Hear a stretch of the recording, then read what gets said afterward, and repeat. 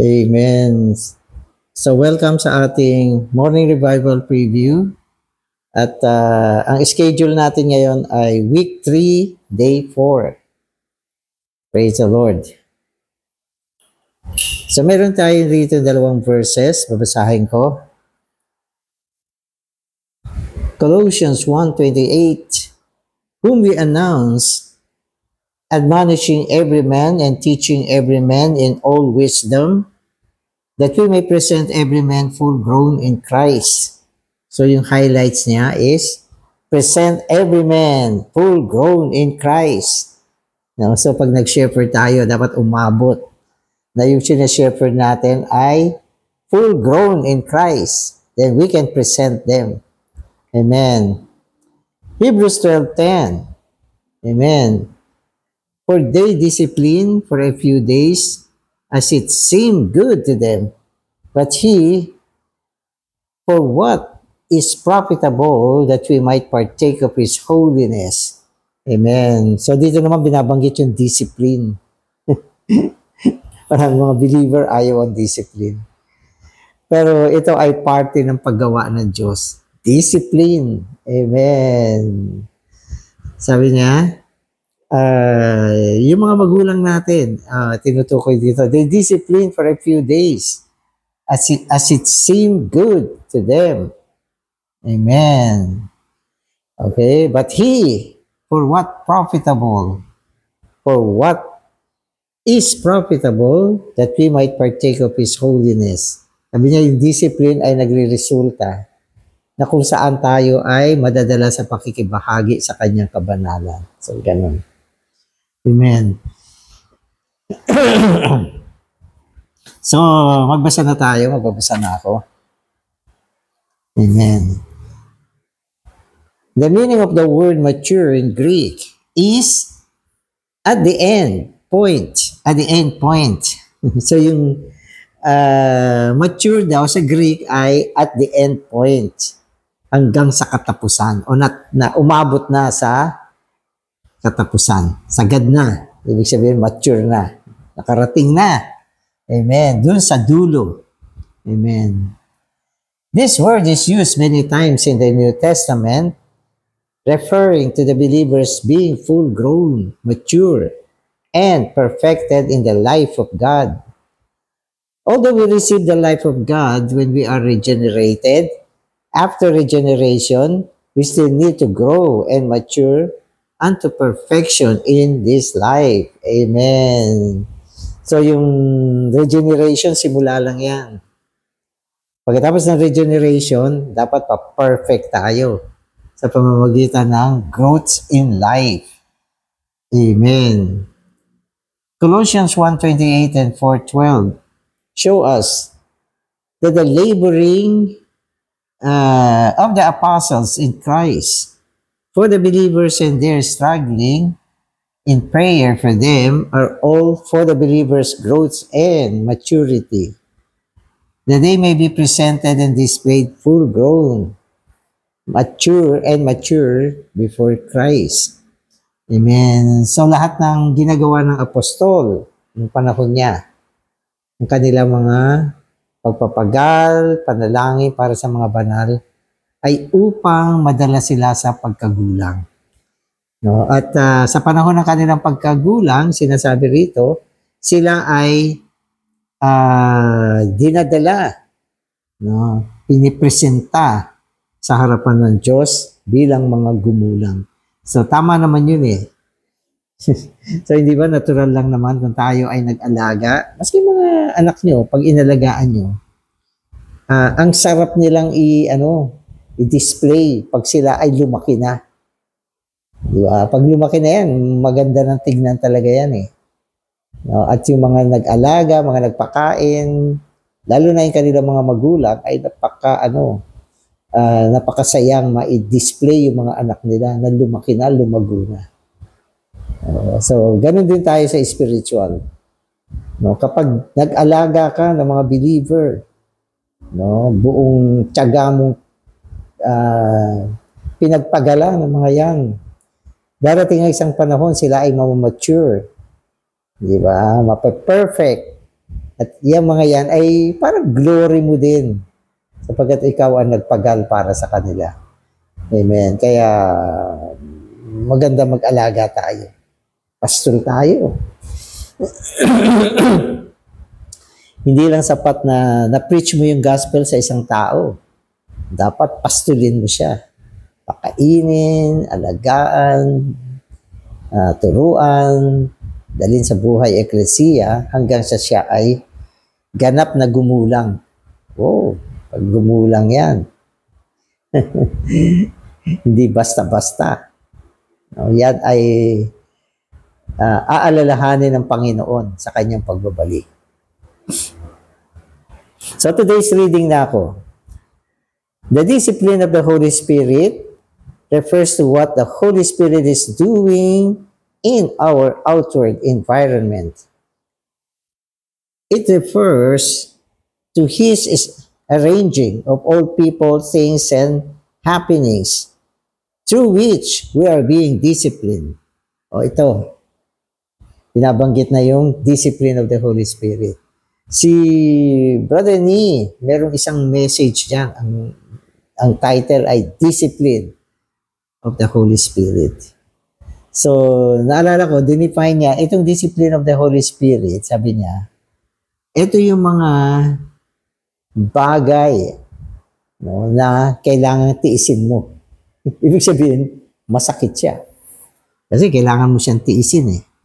At sinasabi niya na lahat ng bagay na nangyayari sa buhay natin, sa kapaligiran natin, ano mga bagay na yan. Yung mga bagay na yan na kailangan mong tiisin, yan ay pagsasaayos ng Espiritu sa paligid natin. Kaya yan ay nagiging discipline of the Holy Spirit. Walang tsamba, sabi niya. Walang tsamba. Lahat inayos ng Espiritu. At ang mga bagay na ito ay kailangan natin pagtiisan. Sapagkat yan ay disiplina. Disiplina yan. Dito naman sinasabi sa atin ang disiplina ng Espiritu Santo ay tumutukoy sa mga ginagawa ng Espiritu sa ating kapaligiran. Sa ating kapaligiran. Okay. Yung mga isinaayos na kung saan ang mga tao ay involved dito, mga bagay, mga pangyayari, na kung saan ginagamit ng Espiritu upang tayo ay disiplinahin. Kasi madalas, pag binanggit ang Holy Spirit, ang palaging pinagtutuunan natin ay yung paggawa ng Espiritu sa loob natin. Di ba? Katulad ng pagpapahid, katulad ng pagbibigay sa atin ng mga damdamin tungkol sa Panginoon, diba? Pagpapalaya sa mga negatibong bagay. So, marami mga ganyan. At lahat ng ito ay gawain ng Espiritu sa loob natin. Pero dapat malaman mo, ang Espiritu gumagawa din sa labas natin. Nagsasaayos siya ng mga pangyayari. Kumisan, involved din yung mga physical na pagdurusa. Katulad ng mga sakit, o nagkaroon ka ng aksidente. So, hindi naman aksidente yan. Yan ay isinaayos ng Espiritu. Madami yan. Sa mga tao na nagdadala sa atin ng problema. Minsan mga pangyayari na hindi mo inaasahan. Mga pagkawala ng mga makahalagang bagay. Pagiging biktima ng kung ano-ano. Minsan pati scam. Na-scam ka. Yan ay discipline. Hindi yan tsamba. Iniayos din ng Panginoon yan. Mga tao na nagagalit sa atin, nagsiselos sa atin. Nagdadala sa atin ng kabiguan, sama ng loob, sugat. Lahat yan, inayos ng Espiritu yan. Kaya kung tawagin siya ay discipline of the Holy Spirit. Anong gagawin mo pag nangyari yung mga ganyang bagay? Magre-react ka ba? Talo ka pag ginawa mo yan. Kung na tanto mo, lahat ng mga bagay na ito ay isinaayos ng Espiritu para sa iyo. Dapat tanggapin mo lang. Huwag ka magalit. Huwag ka magwala. Huwag ka ma-offend. Huwag sumama yung loob mo. Tanggapin mo lang. So, ganun ang ating attitude. Kaya, may verse, sabi diyan, pag dumating ang disiplina ng Panginoon, humble yourself in the mighty hand of God. Yun. Sapagkat kamay ng Diyos yan eh. Lahat ng disiplina ay pagsasaayos ng Diyos. Kaya tinasabi natin yan ay kamay ng Diyos. Kung kamay ng Diyos na realize mo, aangal ka pa ba? Di ba? Dapat tanggapin mo lang yan. Tanggapin mo lang. Sapagkat kung umangal ka, pumapalag ka, naku, minsan lalong tumatagal, lalo ka nahihirapan. Lugi ka dyan. Kaya tiisin mo na lang. Amen. The major work of God toward us through the Holy Spirit, aside from the Holy Spirit as the anointing, is in His outward discipline. For example, Romans 8, which speaks of the work of the Holy Spirit, first tells us that the Holy Spirit, which contains the law of life, is able to set us free from sin, and that by Him we can put to death the practices of the body. This chapter also tells us that the Holy Spirit guides us so that we may live according to Him, and finally, that He helps us in our weaknesses and prays for us. All these activities are the work of the Holy Spirit within us as the anointing. So, ang pinaka-main work ng Espiritu sa loob natin is anointing, pagpapahid.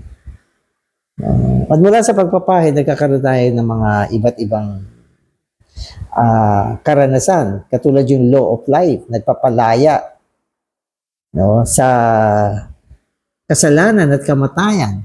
Paggawayan ng Espiritu sa loob mo sa pamamagitan niya ng pagpapahid.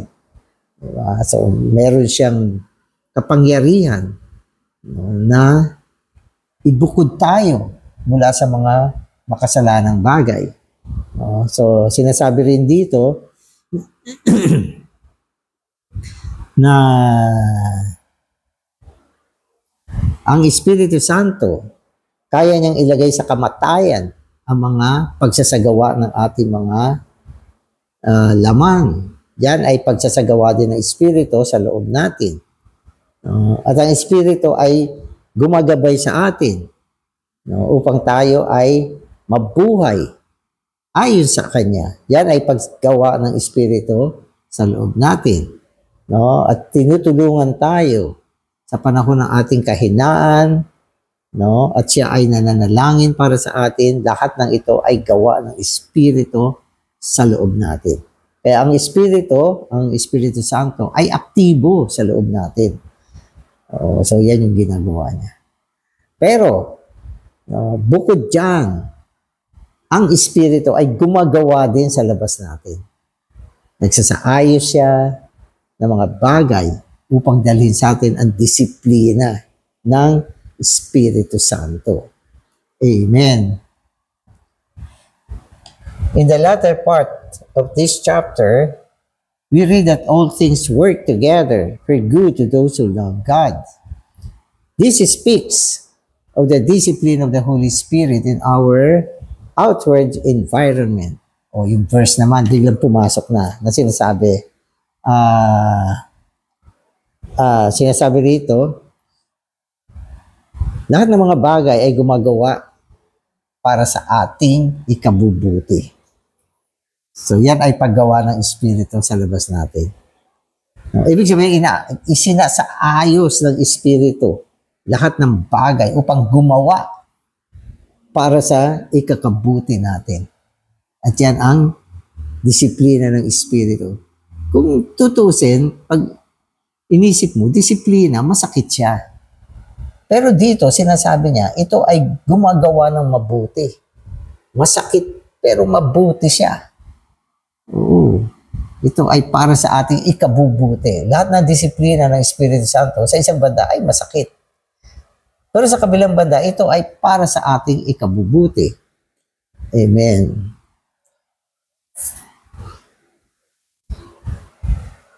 Amen. So, the work of this outward discipline coordinates with this inward moving and leading.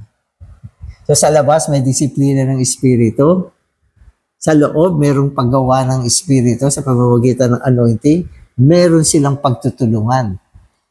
At ang pagtutulungan ng Espiritong gumagawa sa loob natin at ang Espiritu na gumagawa sa labas natin ay para sa ating ikabubuti.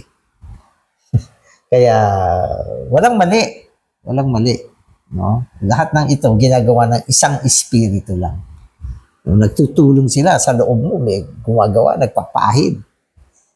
No? Nananalangin siya para sa iyo. No? Nagpapalaya siya mula sa mga makasalanang bagay. Sa loob yun. Sa labas naman, nagsasaayos siya ng mga pangyayari. No? Upang tayo ay disiplinahin. Amen. So the Holy Spirit arranges and determines all that comes upon us according to the will of God. Amen. Ang disiplina ng Espiritu ay konektado sa will ng Diyos. No? Bakit siya nagdidisiplina sa atin? Kasi merong will ng Diyos. At itong will niya, gusto niyang isagawa sa iyo. No? At para maisagawa niya ito, nangangailangan ng pagsasaayos ng Espiritu. Upang sa pamamagitan ng pagsasaayos ng Espiritu, maisagawa ng Diyos yung kanyang will sa atin.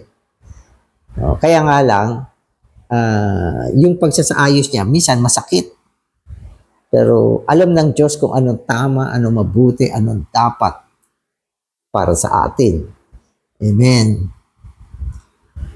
When the Holy Spirit moves and anoints within us, and we obey the feeling that He imparts, God's will is accomplished, and His attributes are increased within us.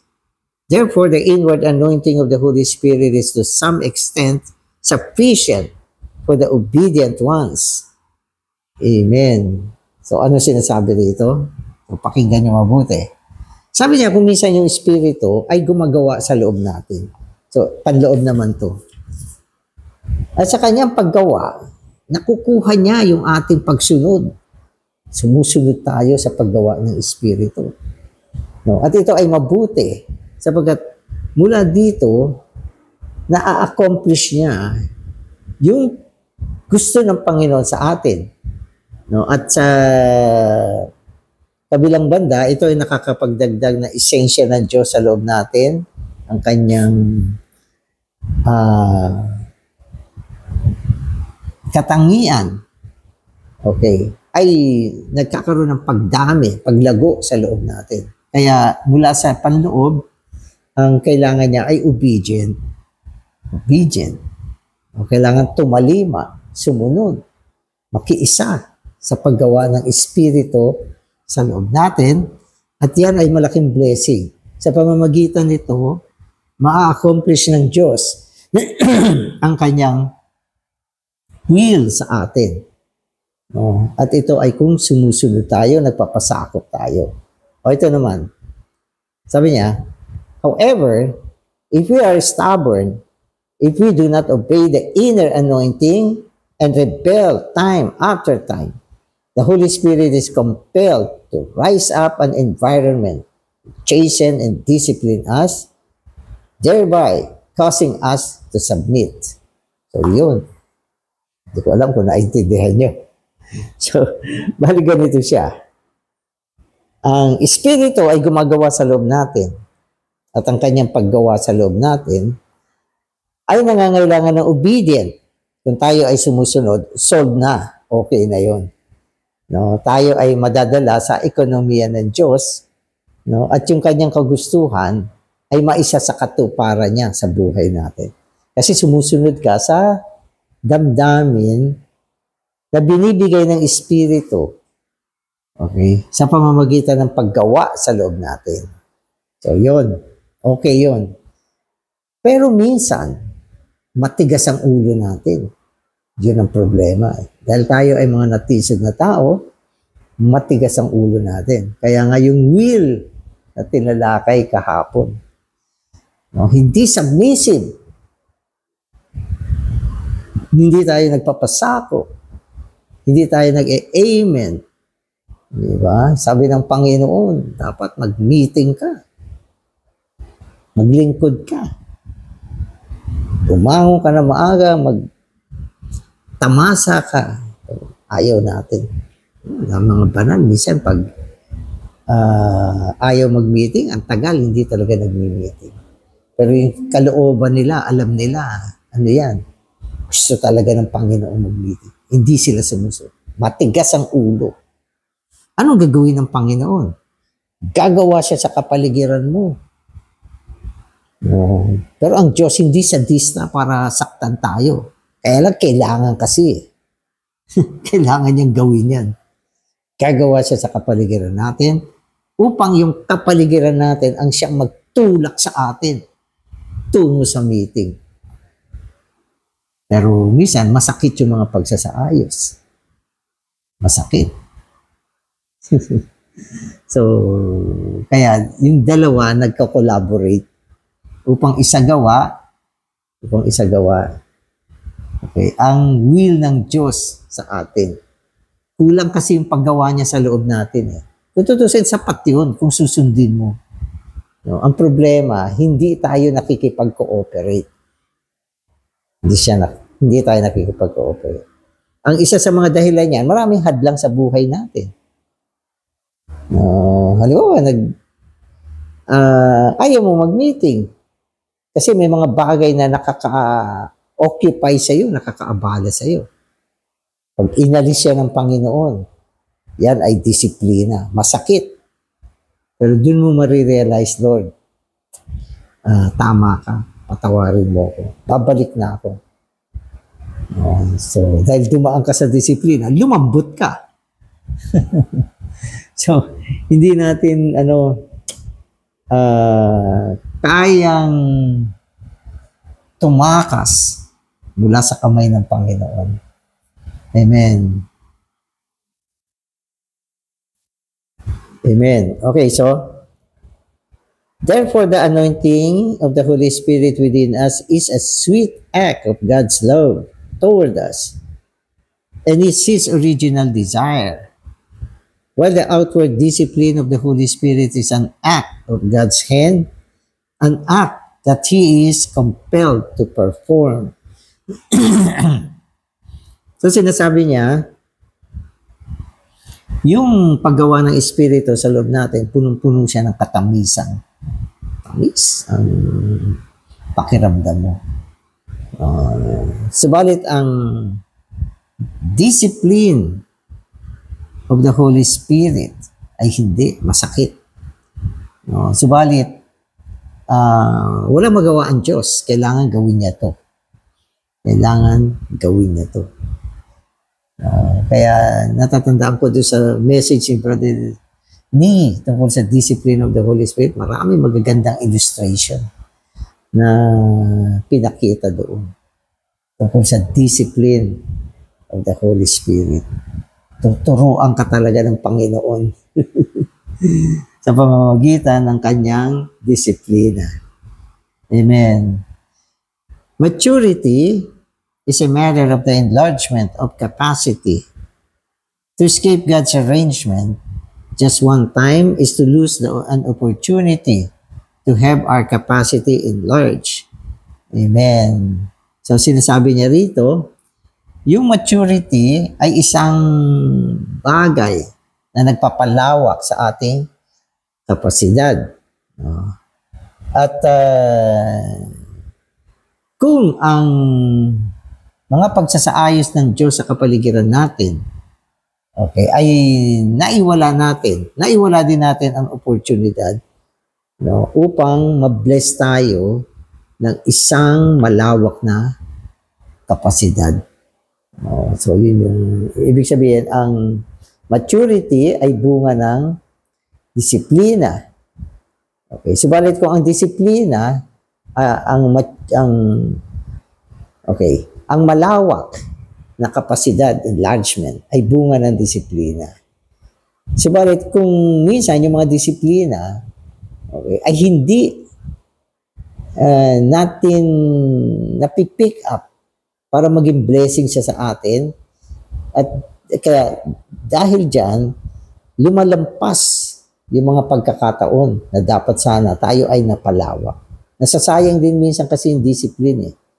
May mga time na nadisiplina ka pero hindi ka natuto mula doon. No, kaya nasayang yung panahon na sana yung disiplina na yan ay nagdala sa iyo ng maturity at yung maturity naman nakapagpalawak sa atin. Amen. For this reason, when believers are passing through suffering, they must pay attention and they must realize that maturity in life is the sum total of receiving the discipline of the Holy Spirit. Amen. So maganda yung sinabi rito. So sabi niya, yung maturity, okay, ay the total, amen, discipline, okay, paano ba magkasabi rito? Okay.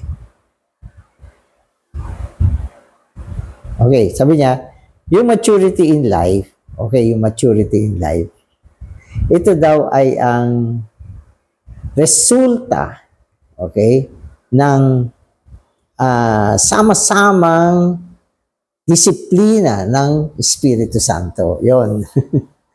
Ibig sabihin, maraming disiplina ng Espiritu Santo na dumaan ng isang tao. At itong mga disiplinang ito, okay, sama-sama sa kabuuan ay nagbunga ng maturity. So, pwede natin sabihin kung walang disiplina, walang maturity. So, tama naman yan. O ito, sabi niya. Amen. So, people may see a person who has matured in life, but they cannot see the accumulated discipline of the Holy Spirit, which that person has received secretly day by day throughout the years. Amen. So, ang ganda niya. Minsan nakakakita tayo ng mga believer. Wow, mature na itong believer. Ang galing-galing ng kapatid na ito. Naggumulang na siya. Nakakayag niya ang Panginoon. Ibig sabihin, sa maraming aspekto ng kanyang buhay, nakikita yung kanyang pagiging na perfect, gumulang, okay, at lumago ng ganap. Minsan kitang-kita yan. Pero may mga bagay na hindi mo nakita. Yun ay ang mga pinagdaanan ng taong ito mula sa kamay ng Panginoon. Mga disiplina, no, sa maraming taon ng kanyang buhay. At dahil sa mga disiplinang yan, ano nangyari? Siya ay naging bukas na sisiglan sa Panginoon. Siya ay nadala sa pakikibahagi sa dibinong kalikasan ng Diyos. Ang mga disiplina nagbigay sa kanya ng appetite para kumain at uminom sa Panginoon. So nakakatulong talaga siya. Hanggang isang araw, ang mga disiplinang ito, okay, ay ang buong puwersa na nagdala sa taong ito upang siya ay maging malago sa buhay, napasakdal, ganap na gumulang, at ngayon nakikita mo ang resulta. Amen. So, tatanungin ko kayo, mabuti ba ang disiplina? Di ba? Mabuti siya. Masakit ba siya? Oo naman, masakit siya. Pero ang importante, lahat ng bagay, no, na nangyari ay para sa ikabubuti ng isang taong umiibig sa Diyos. Amen. So, salamat sa Espiritu Santo. Salamat sa kanyang paggawa sa loob natin. Salamat din sa kanyang paggawa sa labas natin. Salamat din sa mga maraming inaayos niyang bagay sa buhay natin. No, bagamat ang mga ito ay tinatawag na disiplina, no, subalit sa pamamagitan ng mga disiplinang ito, nadadala tayo sa paglago sa buhay, pagiging napasakdal, at nagkakaroon ng pagkulang. No? At siyempre, ito ay ang paghahanda sa kasintahang babae. Amen. So, salamat sa Panginoon. Salamat sa iyo, Panginoon, na ngayon ikaw ang Espiritu na dala tungo sa amin at patuloy kang gumagawa sa pamamagitan ng tuloy-tuloy na pagpapahid. Turuan mo kami makipag-cooperate sa iyo sa pamamagitan ng aming pagsunod sa iyo. Panginoon, sapagkat kami mahihina din at mga natisod na tao, kadalasan hindi kami sumusunod sa iyo. Kami nagmamatigas at nagiging masuwayin. Aming mga leeg ay matigas sa iyong mga utos. Kaya dahil dito, dumadating din ang panahon ng pagdidisiplina. Panginoon, salamat din sapagkat kami minamahal mo. Sinasabi nga na ang iyong mga minamahal ay dinidisiplina mo. Salamat sa pamamagitan ng mga disiplinang ito. Panginoon, ito ay nagtutulak sa amin upang kami ay higit na sumulong, kumain sa iyo, at makibahagi sa iyong bibingong kalikasan. Salamat, Panginoon. Amen. Amen.